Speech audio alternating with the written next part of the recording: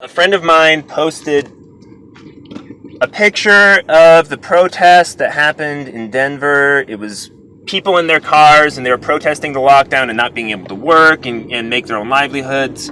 And the traffic was stopped by a couple of people that were wearing scrubs. And we were supposed to assume that these people are healthcare workers. And that's what the narrative started telling. But then apparently, some investigations are done because journalists don't do that. Other people have to do it afterwards because they're not journalists. They're activists. They are spin doctors that want to make. They just tell stories. They tell fibs.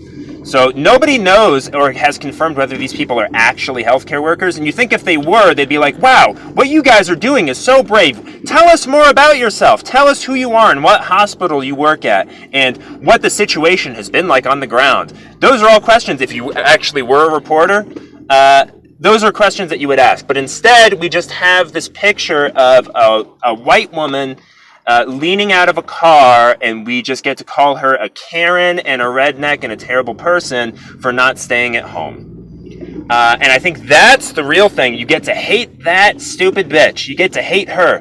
But here's the thing. If it was a black person hanging out of the car and the subtext was, this shutdown, and this is what they're actually saying on liberal outlets, coronavirus and the shutdown disproportionately affects people of color. So if you had a person of color at this protest, you would not see pictures of it in the media because it is not convenient to their stupid narrative.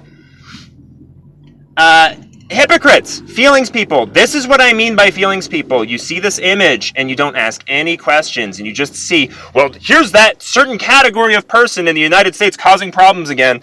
I watched Matt Christensen's feature on this, and he clipped some stuff from CNN, and of course, and they probably did the same thing on NPR. They talk about this certain category of Fox News watching, lowbrow, terrible people. Here they are again, and it's less about solidarity and how we're supposed to behave and more about just hating that person.